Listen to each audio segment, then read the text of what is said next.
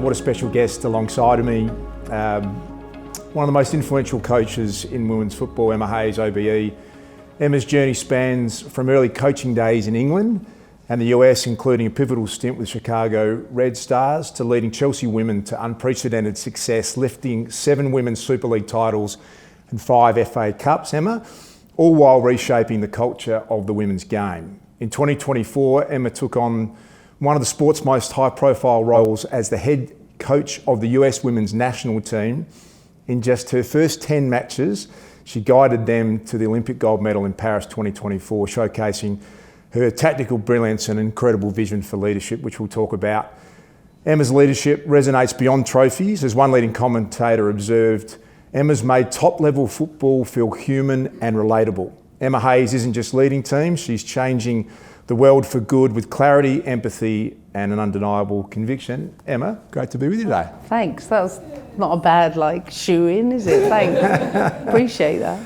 I wanted to go back to, as a 17-year-old, you had a career-ending injury as a player. It's led to you becoming one of the most successful coaches in football history. Take us back to you as a 17-year-old in that moment.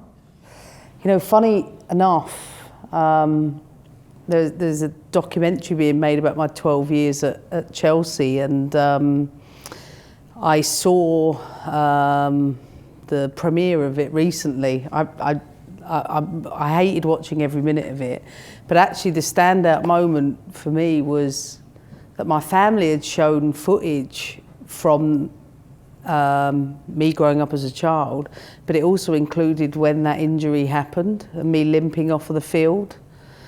And I remember thinking, watching it back, oh my goodness, I think through therapy I've dealt with that a million times over, but it was really traumatic because as we all play sport we love doing, to not be able to do that was so profound at such a tender age.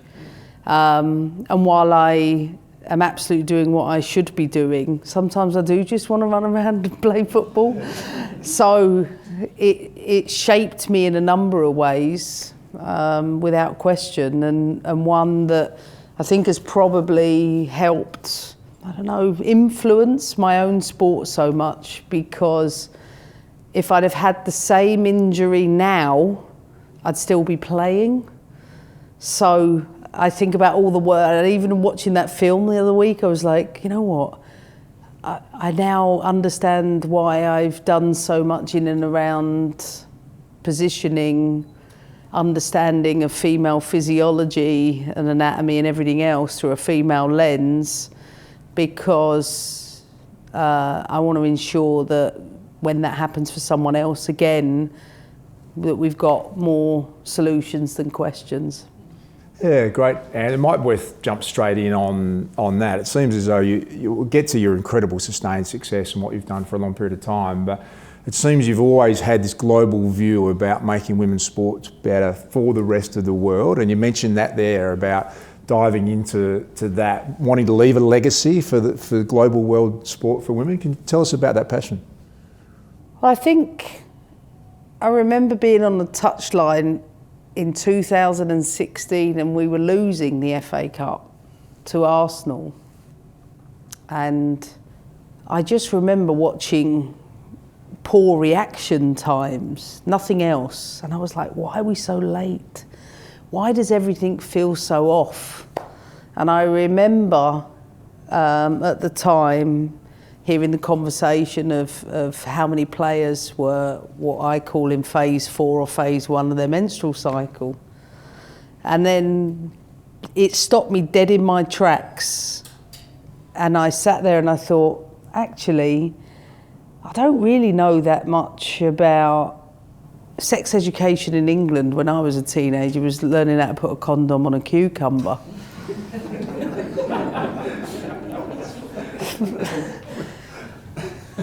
But being taught what we go through from puberty to menopause is something that hadn't even been on the agenda, let alone, now I think about it, being a young woman entering a time where a woman's role was changing from what we were doing at home and into a workplace, but without any guidance around those things, plus fertility, plus everything else. And I just remember thinking, oh my goodness, I'm failing in my job by not understanding how all of those things I've just witnessed is going to have an impact on performance. And so often what happens is, you know, and it even happening at the time, our women's got really bad period pains. I'll just let them sit out. Well, look, this is our job, and we still have to be able to do our job. So we have to stop looking at it solely through the lens of an illness or a day off, but actually what do we need to put into that so that we can perform every day?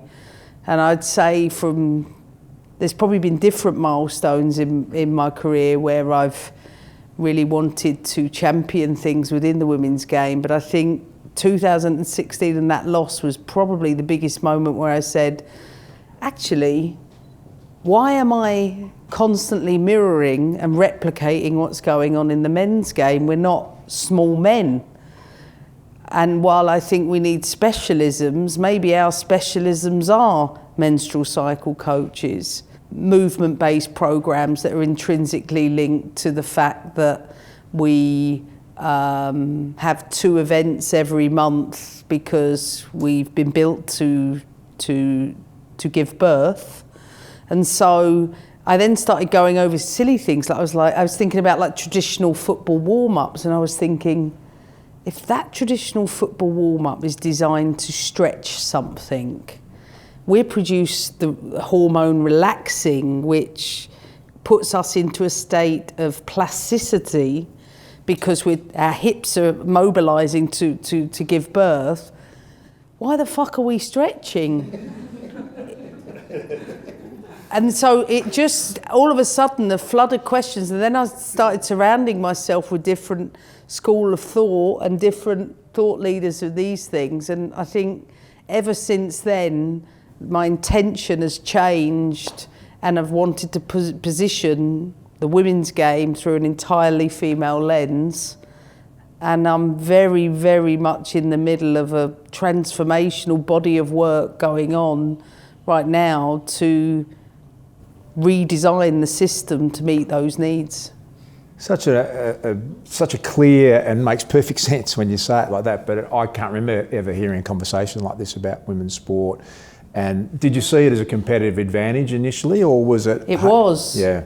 Because, like, I've said it enough publicly, but don't say it too much publicly, because I know it's been a competitive advantage.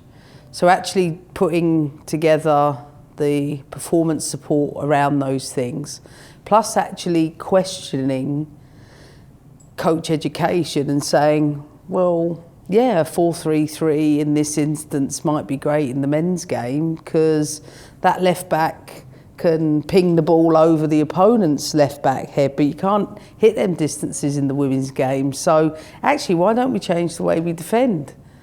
Because that ball's not on to hit. So my assistant and I, we worked together for 25 years. We went down an entire, well, and we do it, and now we've got departments around us that are positioning insights around the female lens. But we actually changed the way we defended and attacked on that basis. Then we started tracking that. And then we started comparing the tracking of those things to a point now where we've done studies over thousands and thousands of football matches to support that hypothesis, but done it for probably many years at Chelsea, and the latter part for us to win. And now as the national team coach, I'm doing it in a way to hopefully continue to win. But my heart and soul is about how am I going to push this into the ecosystem for coach education, for our pro teams, our youth teams, the global game. And actually, I just remember having this conversation with Stacey. Women generally get paid less, so they can't afford the same personal development investments, or can't access things in certain ways. So like coach education, we do coach education in a certain way where most women aren't travelling because we're carers, and it's not always for children, sometimes it's for elders. And so now I've even started going, well, actually we need to reposition how we do coach education. It needs to be more accessible, but through a female lens. And so almost everything I think about is altering how, not just I teach, but how it should be delivered. Yeah, amazing. Having one-off success is a great achievement. Having sustained success like you have takes incredible skill, and listening to you speak doesn't sound like any surprise at all. What's been the key for you that sustained consistent success? Staying alive. It's a high-stress business. I realise that. I probably realise it even more now, especially now I'm in menopause and realising the challenges of that. I think the key to that is always surrounding yourself with great people who are better than me in so many different ways. But in order to do that, I have to know myself so well to know, well, hang on a minute, I've got 50 million ideas here, but who's anchoring them? And as they're being anchored, who's helping me making sure everybody's still on the bus? And getting the combinations of those things. But the common thread, I would say, is it's of an evolutionary nature, but with really clear frameworks in and around it. So, because when you've got interdisciplinary teams, and I call them interdisciplinary because I'm really trying to be intentional about teaching departments like, listen, it's the common thread amongst everything is the player. They're at the heart of everything, and whether they're injured or they're healthy, it's not, oh, they're injured, it's a medical problem, or they're healthy, it's a technical problem. No, they're our player, and the diversity of skill set is important to keep them there or to help them get back to there. But I've felt that in absence of, in football in particular, and maybe in other sports too, if you're a pilot and you work for EasyJet or you work for BA, you still have to follow the same manual to fly in that plane. You might have a little bit of like, oh, I'll tilt it to land a certain way if I'm for EasyJet. The same as how someone might stitch you up in Brazil from a kidney operation. But fundamentally, but in football, there's so much subjectivity. So I've worked to create a framework, a model, a universal language around it through a female lens, which everybody can talk to, players, staff. And I think that having those roadmaps and those systems in place have been so much, I found my job to be so much easier as a result of having that. And also easier for people to enter into it, to be able to say, like one thing I have when you come and work on my teams is you cannot be a practitioner immediately with the players. You have to go through internal training to understand the model, the language, we put people through bias training, priming training, and so that by the time they're actually delivering with the player, they understand where they fit within that, as opposed to, hey, listen, let me show you your GPS and like, oh, we're getting you there and I'll talk my own language to you. And it's all about making things clear for the player and not to elevate ourselves or our egos beyond what is most important, and that is to help the team win. You said something with the incredible self-reflection around surrounding yourself with people that have got skills that you don't. It's something we're passionate about. Room full of Alita people that different thinkers add stuff to your world, but a lot of people get stuck at being nervous about having people around them that potentially are better than them. It sounds like you cracked that code very early on. Yeah. Tell us a bit more about why that's important to you, to stay in that lane that suits you, but get others around you. Because I don't want to be a jack of all trades and master of none. how can you watch your business or a sport in its entirety with complete focus and attention in each area of that and specificity to be able to improve people? You can't. So in my world, you know, you've got attacking, defending, transitioning, set pieces, and then wrapped around that is what I call the mental fitness that's required.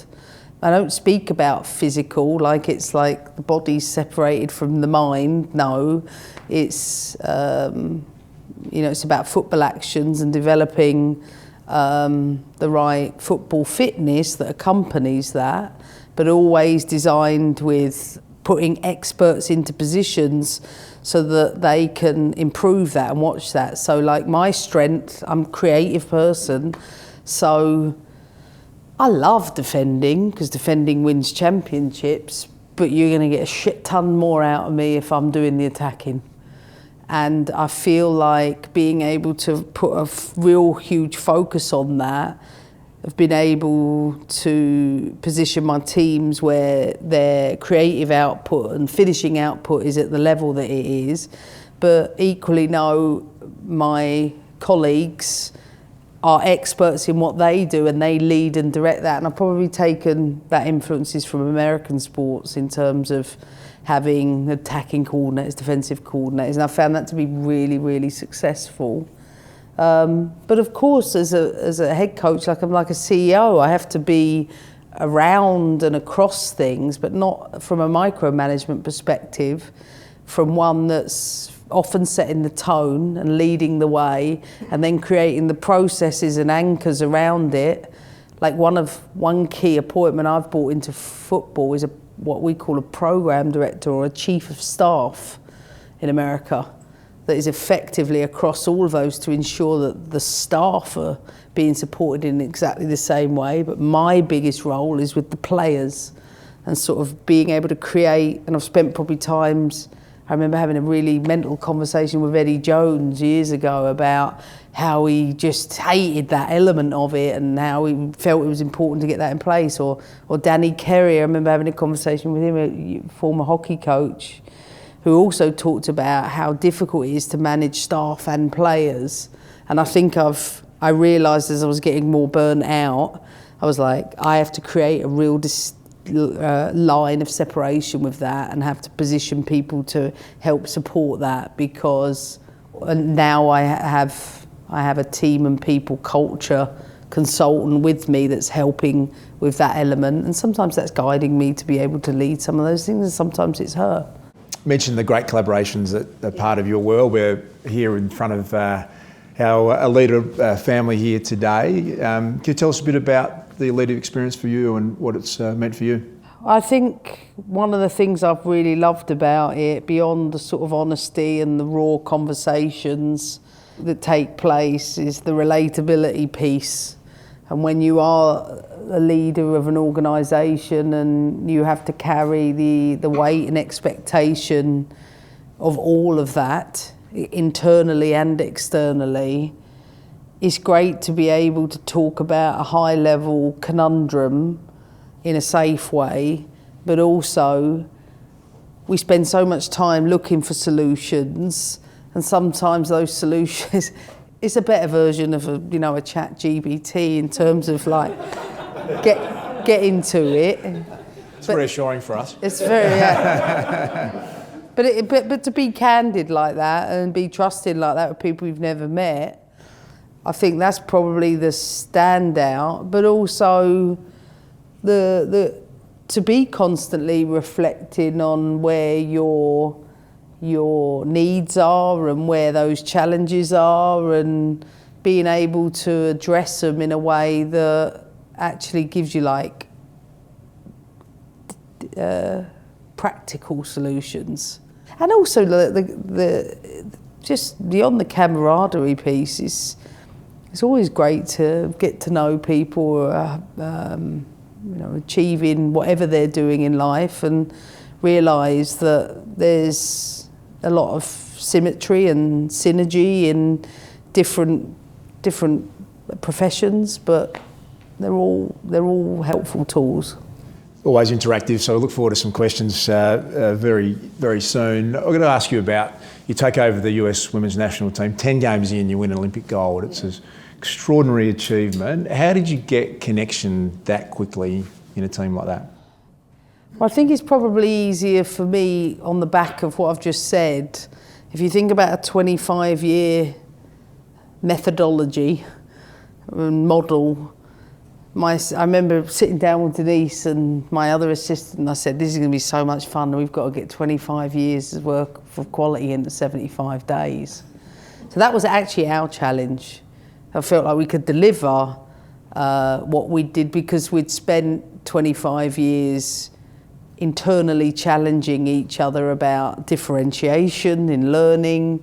So we'd put together a model that we knew that whether you learnt best by doing it on the grass or whether you did it in the classroom or not, we had been able to take that, simplify it, condense it and say, right, what's our next challenge? Okay, how are we going to do that without, and make it as interactive as possible and build trust when there isn't any there? Fuck. Need to hire that. So we hired a transition integration specialist and someone who had worked with mergers and acquisitions, because actually the players weren't the challenge, the staff were. So brought someone in to help us create a number of different ways to build trust, but at the heart of it, I had to lead from the front and I had to be the most vulnerable. And actually, I'd had 12, 13 years at Chelsea. I'd had one day off between the jobs and I was exhausted. And it wasn't difficult to feel vulnerable because I felt like I was grieving something I'd just left and I was equally excited to something I was doing. And so we did a number of different classroom-based stuff that was building the combination of belief, joy, trust, togetherness. And so we said, okay, well, how are we going to fill these buckets in the best way possible? Well, let's start by asking them what gives them the most joy in here. And we'd settled on things, again, through a female lens, that was, we brought baristas in, we maxed out the credit card at Lego, we karaoke'd our way through it. We made sure we got at the Chick-fil-A and whenever they needed it in a certain way, though that nearly backfired because 5 players got a bit of food poisoning before the gold medal final. But and then on the other front, did things that were like. So I was like, look, how am I going to be able to tap into the best of them when I don't really know them? So we did different things from. And the most powerful one for me was one where we still do, we do a lot of drawing and a lot of acting in what we do. And so in one of these exercises, we did something where I wanted to know why they're doing what they're doing quite quickly. What were the 5 words and a picture that describe what it looked like when it isn't going well? And honestly, I was so I actually cried during that whole session when I felt so sad reading about how little they thought of themselves. What were the 5 things for me to look out, or the few things I could look out for when it's going wrong for you? And I remember the girl who scored the winning goal in the final. She said, when you see me wagging my finger, and I was like, that's so powerful. So I knew in the final when she was tired and things like this were happening. And then it was, okay, what do you want from your teammates or us when those things are happening? And she gave me a buzzword to give her then. My left back was a mum who was missing her child, and I just had to call her mama from the touchline, and that would get her going, or tell her that he's watching. And they've got this picture of me, like last 2 minutes of the gold medal, and I'm like, Mama, he's there, he's on my right shoulder, you see him. So we did a combination of those things, and I remember, and the thing that really stood out is because they were all college educated, they could grasp ideas and concepts really quickly. And being vulnerable wasn't actually that difficult. And for them, they felt like it was going back to college. and they loved that part of it. And so I felt the pressure of that every day, but also being as succinct as possible. But because I focused on getting the staff right and the roadmap with the staff right, that, along with, for me, the most powerful thing we did on the stop, start, continue was when the players were like, stop doing, I don't know, the previous warm-up routines that we've already done. Oh, great, the staff haven't stopped fucking moaning about those things. The players are now telling you they don't want, they're open to change. So actually, we utilised the players to lead the direction of the changes they wanted, but also, what do you want us to keep doing? Like, what is important to you in this crest and everything around that? And we kept those things. And what things can we absolutely stop with? And I think the stop, start, continue. Oh, and for me, it's not even that. We created a parallel process. Everything the players went through, the staff went through, albeit in separate sessions. It was like double-ended, because it would do what we do in the morning with the players, in the evening I'd do the same exercise with the players, with the staff. And so when we did a review at the end of the Olympics, the 5 key takeaways from the players mirrored exactly that of the staff. And that was, and so yeah, those 5 things, it really wasn't that difficult. Like, it was a lot of work, but I was just smiling every day and thinking about the importance of those things, and I didn't feel the pressure of it. I didn't actually think the Olympics were that important to and I mean that seriously, because in England, playing football in an Olympics isn't considered as big as the World Cup or the Euros. And so as a result of not actually feeling that pressure, I felt like myself. Amazing summation of what you did in 75 days. The deep human connection and understanding is amazing to achieve that. There's a variety of different backgrounds in the room, from conductors of orchestras and so many different domains. How do you think that relates to the business world or the creative world to try and do what you're able to do so quickly? What would be your advice on that? I think it's all relatable. I think it's all relatable. You might have to achieve it differently, because in sports teams you're together in intense times where your event is only that, bit of training and, all the other recovery pieces around it, or gym-based stuff. So there's more opportunity to create these types of settings, maybe. But no, I think it's important to think about it in the context of how that workplace exists, but I think you can achieve similar things. But I think what is important as a leader, and I always say this, is don't be sat there behind your laptop. You've got to be on the shop floor, and you've got to be with your people. Listening is one thing, but are you hearing everything? And also being able to decipher from what's the biggest priority versus not, and don't sweat the small stuff, but when your people are telling you the joy is important to them, then don't ignore it. Think about how you're going to keep doing that, and create a level of a feeling of I used to say to people, I don't have to walk around every day and tell you I'm in charge.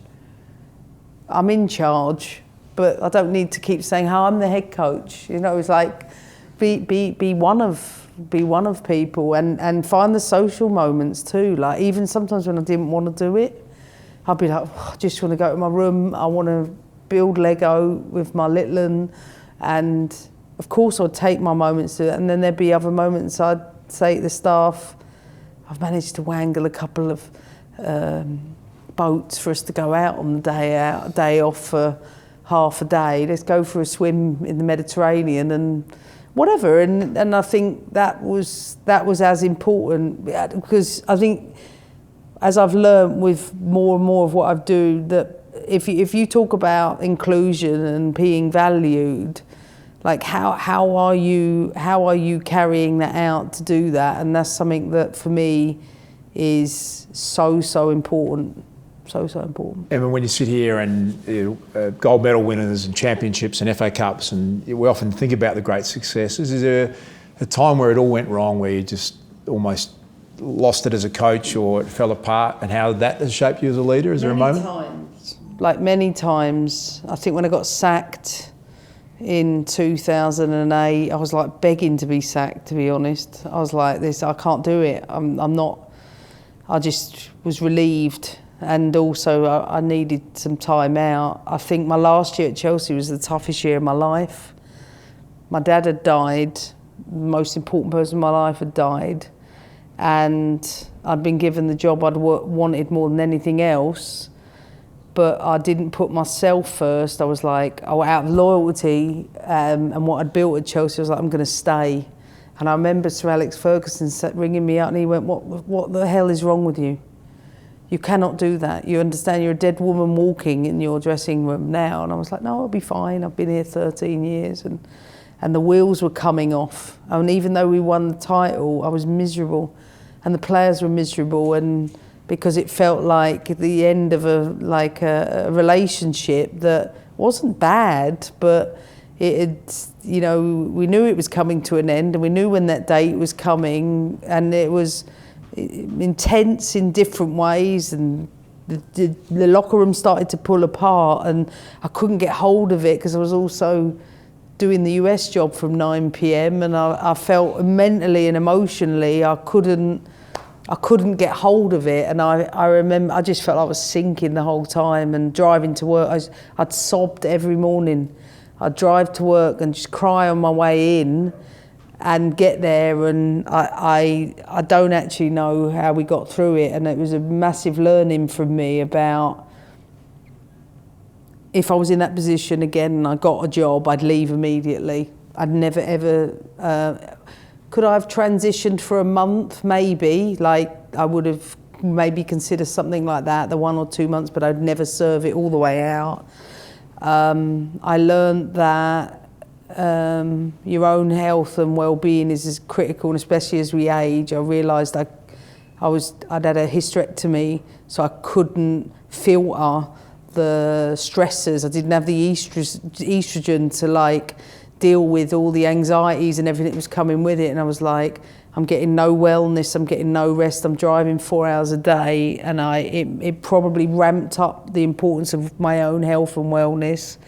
And then I would say that I learned that change is important, and that it had actually reached its shelf life for them as well as it had for me.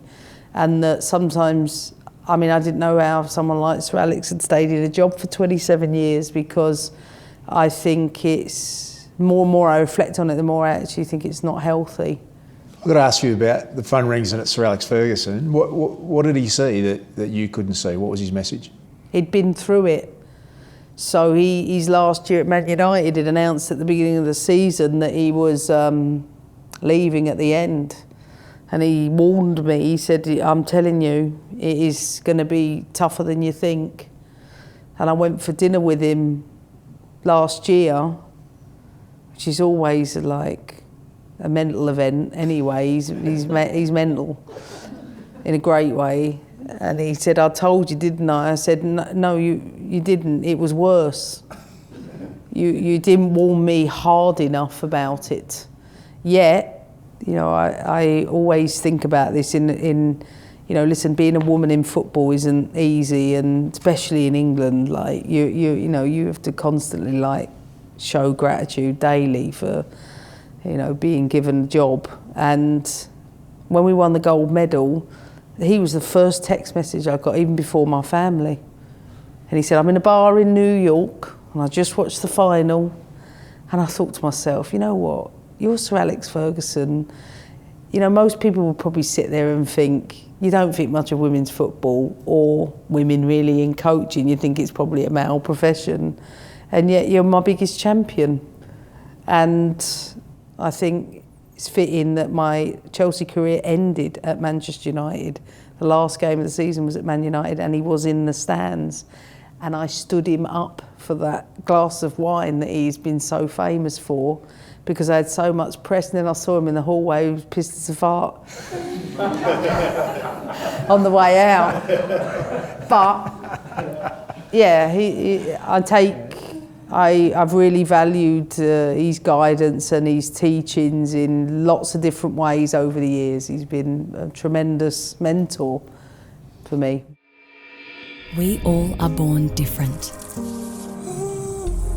As we grow, the experiences we have develop into outlooks uniquely our own, charting our life's course. No one sees an idea, opinion, or opportunity like you. And no one sees you like VU. Victoria University. Uniquely you.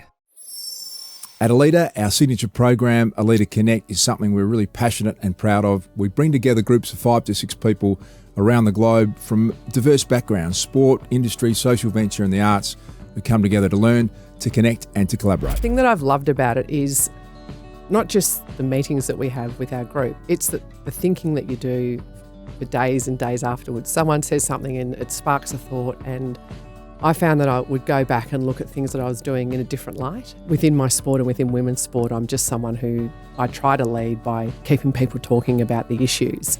There's times when I think the person I'm trying to convince is not listening to me. It actually got me thinking about, okay, this is how I need to address my communication with them. So it was so valuable, and the little group that we've got is great, and I'm really looking forward to sort of continuing to connect with them into the future because we're all so very different. I can't tell you how much I enjoyed it.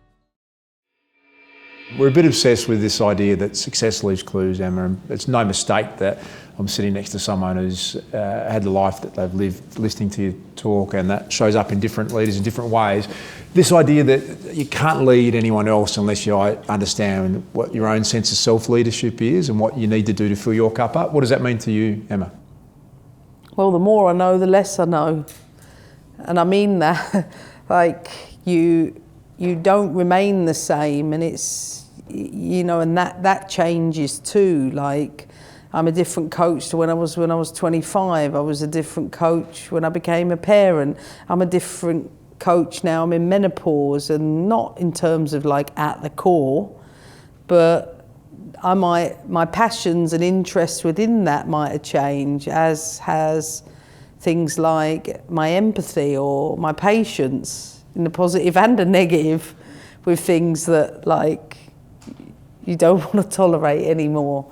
And I'm talking to myself really when I say you've really got to be kind to yourself. And that's so hard in a world where we've got so much distraction, we've got so much immediacy, we've got so much that we can grab, that actually the most important things, and people talk about them, but do we really live them, are, you know, do we do enough work to be present? Do we do enough work to put our own health and wellness in an important position within that, and then just like show kindness and love and treat people as you want to be treated. And my big motto has always been teach them well enough so they'll leave you, but treat them so they don't want to. And I think that I've always felt that create an environment that you would want to be in if you were them, but also one where you don't walk out the door and feel like you've got a knife in the middle of your shoulders. And that's hard because, as I always say, you can only, and it's the same in any organisation, in my sport, you can only pick 11 players, but you've got 26 on the team. So how do you, like, I'm always fascinated with, like, how can someone feel valued and included if they didn't contribute in the thing they've been practicing all week? That's a bloody big challenge. But there are ways to do it. There are ways to do it. But at the same time, you're not going to make everyone happy. And sometimes some people aren't going to be happy if they're not the main character or they're not getting the minutes they want. But that don't mean you should ignore them or neglect. You've got to be consistent in the behaviours, and where you can't or where you struggle, like, acknowledge it. And sometimes it might be as simple as like getting some support to get someone to help you with that. Like, sometimes I'll say, I don't know how to connect with that person, I'm really struggling.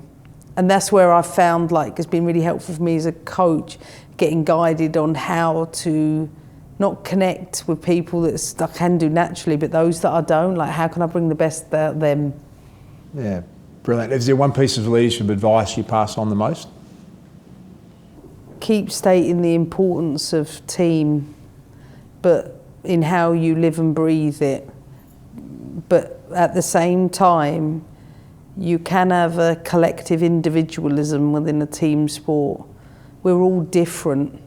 And as I always say, we all want the same thing. We all want the team to win, but what might work for you and what might work for me are going to be completely different. And the more tapped in we get to getting that precision and that individualised approach to it within it, the happier people are. But it's more work. And be committed to that, because we talk about bringing the best out of the team. I bring the best out of the individuals within the team. So we have to be awake to that, and I think that's been a key for me. I've heard a lot of how clear your vision is, Emma, for your teams, for female sport, for what you want for female athletes around the globe. How have you been able to bring others along on that vision with you? That's the part I like the most. No, it's not about me, it's about we. And I think, and I often say this to people, I'm the public spokesperson. I didn't choose to be that. It's in the contract. I'd rather not do it. You know, I don't like the celebrity piece of the business. I'm in conflict with that. Because people are like, oh, you know, I've got 2 sisters. I've got an older sister. It's like, it was a dream. Oh, I'd love to be famous. I'm an introvert at home. I just have to be sociable for my work, but I'm not very social. And so I'm in conflict with it. So for me, positioning myself in the team is where I'm happiest and most comfortable. But equally, someone's got to let that player down if they're not in the team, and someone's got to ask the CEO for more money. Someone has to do it, and it's my job to do that, and I do get paid more than everybody else in my team to do those things. And I think that you have to have acceptance of them, much in the same way you acknowledge that you will be fired.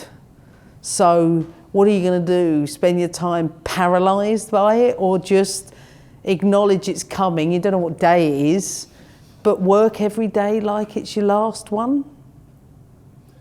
Yeah, profound wisdom you're sharing again. We see people inherently curious who have success like you and the leaders we talk to all the time. Can you give us an example of how that curiosity shows up for you and a rabbit hole you might have gone down? Oh my goodness, it happens every day. Like that's part of that will be that. I love being an international coach because now I actually really get the time to do things with people that I wasn't able to really in the last few years of my career. But it could manifest in, I don't know, like so many different ways. Like I could be curious about cooking techniques to anything. I'm on a path at the minute. I'm 50 next year, and I've written down 50 things that I want to do. That's my present to myself, and I'm going to chalk them off every day. Can you share one of those? I want to do cordon bleu cooking school. That for me is like, I'm not going to waste any time whatsoever, and I want to sail. There are 2 things I want to do, and so I recently signed up to do. I've got like a house by the coast, and I've recently signed up to Women on Water on a Thursday, and I've got 50 different, and some of them are like my personal development plan. My top number 1 thing, beyond biohacking my way through this stage of life, is meaningful experiences with my son while on the road. And so every trip I go on, it's whatever. It could be Air and Aviation Museum to I mean, if one of the owners of the league is the CEO of Disney, it'd be foolish not to use that opportunity. You walked into the room, the first thing you did was open your bag and show Stacey and I the book you're reading at the moment. You can see that curiosity's within you every moment. We're obsessed with collaboration. We love the idea that the cost of great leadership is time. How do you balance all that? You've got a 50 list to do with turning 50, you're coaching the US team, you're on planes. How do you balance your life out with that? Well, a personal development plan really helps me, but I break it down into increments. So I do 3-month blocks so I can stick to task on them. So, and I work through those with my own coach and my own boss to be able to say, this is what my next 3 months look like and these are my priorities with it. And I've got better at saying when something rolls in then I go, that isn't on the priority list, move it to the side. But also really I've built into my schedule my personal time. I've actually made it part of a schedule. And even if it's a large block, I'm like, no. So I had the month of August, I'm like, there's no meetings. I'm just not having them. You can put them in, but I ain't showing up. But of course, if my boss rings for a couple of things, I have to take them. But I've been intention and training the brain. I've been on a lot of brain endurance courses and I'm back in, I was telling Stacey this earlier, that I realised with menopause, my dopamine and my serotonin are here. So things like low mood is like, I'm having to deal with things like low mood and anxiety. I've never had them before. And so I'm really troubled with them. And so now I'm like, okay, my telephone is definitely not going to help those things. Screen time is, okay, so how am I going to keep adding to my dopamine? And actually it's been small tasks and I'm getting a lot of joy out of tidying up because I feel there's a sense of accomplishment and I'm moving because of the anxiety. High impact, high intensity training is not good. Yeah, I know, but you love to swim, so build it into the calendar 3 days a week and stop stressing about what you should be or not be. That's giving you joy and enjoyment and most importantly, peace. So take those, as long with the meditation, the binaural beats, the EDMR therapy, the tapping, all the things that I know I need to self-regulate. You're a great communicator. Have you got a mantra when it comes to your communication? Breathe. Speak slowly enough. Especially I've had to do a lot of press. And because of that, I have to give myself time to think while I'm talking. So I think that's a really, really important one. Props. I definitely know the importance of me holding a pen matters. Because it might be for them as well as it is for me. But also be succinct. If we do a meeting in 15 minutes, how can we get it done in 8? I don't want to sit here for hours on end. Neither do they.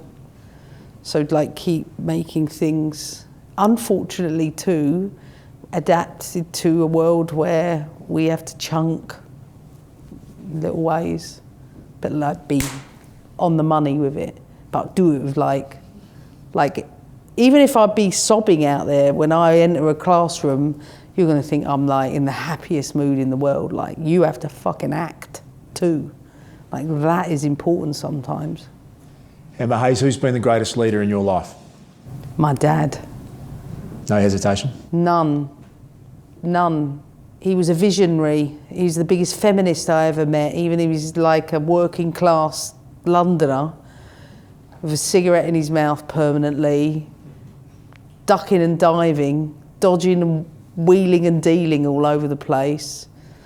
But he saw what was going to happen, maybe for me and the women's game, but he gave me the courage to like be a game changer in it and don't worry about what everybody else thinks. Even like I hated it for many years. I was like, oh, it feels like constant battering. He taught me not to give a fuck. What a legend.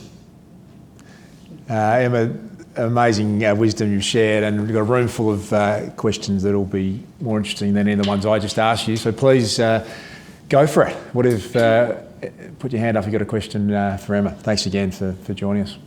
I was intrigued when you mentioned that a part of your job obviously is delivering bad news, and it's one of those things that you just have to suck up and do it. And I just wondered, over the years, has that got easier, and have you developed any kind of methodology that you go to in your head? No is the answer to that. But what I've learned is that avoiding it is a bigger problem for everyone. People just want you to be straight up with them, even if sometimes they don't, and they don't like it, but they do, really. I think what I have often done is separated, depending on what it might be. So, like, I'll give you an example. One player was in the team all the way up to the gold medal final and wasn't playing the final because the player who was she was injured was actually the starter, and so actually she did all the work and had already like made my job easier. But I think sometimes objectivity can help within it. So, for example, I will always at the beginning of the season say to players, if you're not going to be in the team, I will let you know the day before. And I will tell you that. But if you want to have a longer conversation about it, we will have it after the game, because all of my emotion and energy has to go into the game. So I always front end it, but then I will give something that might be intrinsically linked to the game. So, for example, I said to this player, I just want to let you know you're not going to be in the team tomorrow. I feel that against Brazil, the progressive passing from the deepest areas of the pitch is one of the most important things.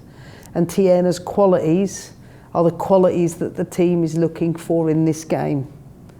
She's been partly injured. I don't expect her to play 90 minutes, though I can't guarantee that. Ideally, from the start, including the warm-up, you're thinking like a starter, because in case that changes, but it's especially important once the game's kicked off, because I don't think she's going to last the game. And everything you have done up until this point has made a fantastic contribution to us getting here, but here's what we are looking for tomorrow. And so I'll do things that are linked like that.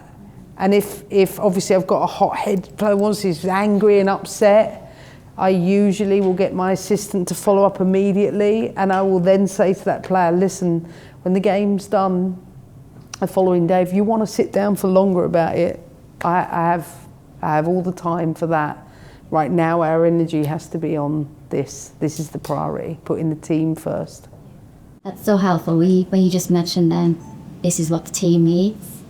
I think I can imagine having that difficult conversation, and that's a way of diffusing the me against you type scenario by referring to that collective. I do work at the beginning of the year around is this helping the team win?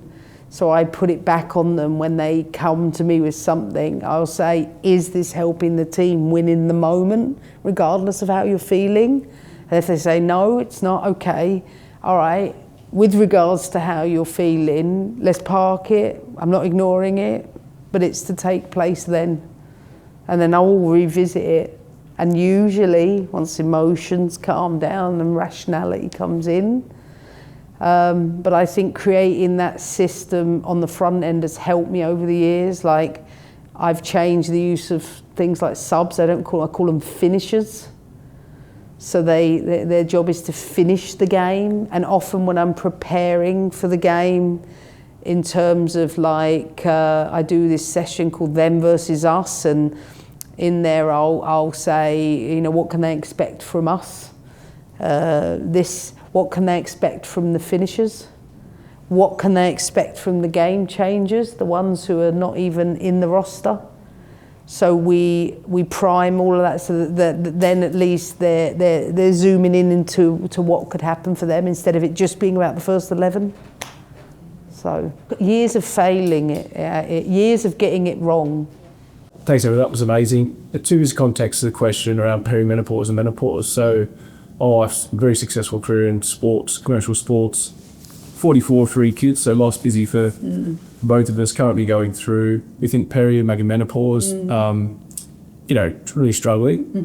So advice to me on that. And second bit of context, I run a recruitment firm, so a lot of organisations, CEOs and board will come to me and say, we go to the highest senior executive, preference for me, but female, because we have too many stale male and pale people, which is great, so trying to change the world. But I speak to so many senior female leaders who are battling exactly what you're talking about. So I guess advice, context, what's corporate world, sports world need to do better is to have open conversations like this that gets broadcast a lot more. The wife's on book in my head the other day, it was the first time in 10 years, but I duck and move and say that's okay. It passes. I think the first thing I would say is that women can start to go through perimenopause for up to 12 years prior to the menopause actually happening. And there could be anything from around 40 different symptoms. Some women's bodies are itching and feel like they're crawling. Some most of us actually go through quite a fair bit of brain fog and everything that else happens. This is puberty all over again for us, but it's done without any guidance from the medical establishment really, other than 1 month worth of training that they've had around it. The realities are we are 3 times more likely to develop dementia and heart disease because estrogen is a lubricant for us, not just for our joints, but for our brain and everything else. So the most important advice I'd give people is get on HRT as quickly as possible. It's not about, as quickly as possible, even in perimenopause, because of the risk of dementia and heart disease. In Australia, there's really mixed debate at the moment about, the doctor just said, just take the pill again. And she's like, well... Terrifying, isn't it, really? It's really terrifying. But no, HRT, 1000%. And unfortunately, she might have to go in and be really extreme about what she's going through, or better still, get a better doctor. Get one who is at least an expert in this field, because as I mentioned with HRT, is that during the Victorian year, women would die around sort of mid-40s because estrogen does keep us alive. And with a declining role of that on our body and everything that does, along with progesterone, which triggers our anxiety and sleep deprivation, we need help. So that'd be the first thing I'd say on it. Women have to, as the Japanese aptly put it, it's a new spring.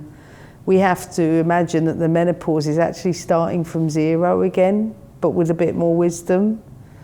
But we have to relearn almost everything, the way we eat, the way we train, the way we interact and communicate, because it is that profound on our system. So when it comes to getting women into work at this stage and age of life, at that end, I would absolutely position it not just for a female lens, but for a female menopausal lens. So what does that look like practically? More job shares. I would create situations where maybe 1, 2 or 3 women are doing the same job, and that maybe they could have a soft intro into it, but they're never going to take it up at this stage of life unless they absolutely have to, at a really extreme end, and be at their best to do it. I would redesign HR policies to reflect that.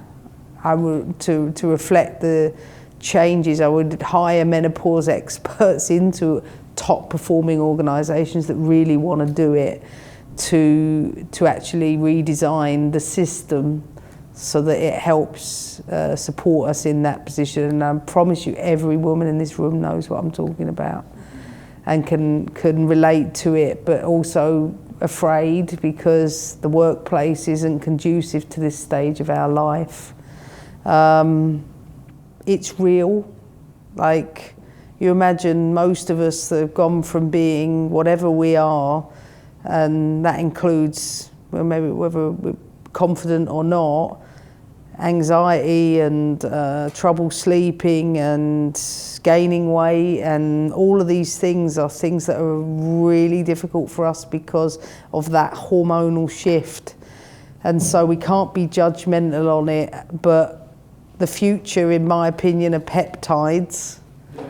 And by that I mean, in my world, if I had a dream, there would be women's one-stop shop centres that were places that we could very quickly go to and determine where not our DEXA responses, but our bones, they effectively, through menopause, turn into brittle. That's why, generally speaking, we actually die of more bone breaks than anything else, hip breaks, because we can't sustain the falls after menopause. And I think we have to really wake up around those things, because otherwise it has an impact on society, because like I said, dementia and heart disease is what impacts women more than men. Fire away, Troy.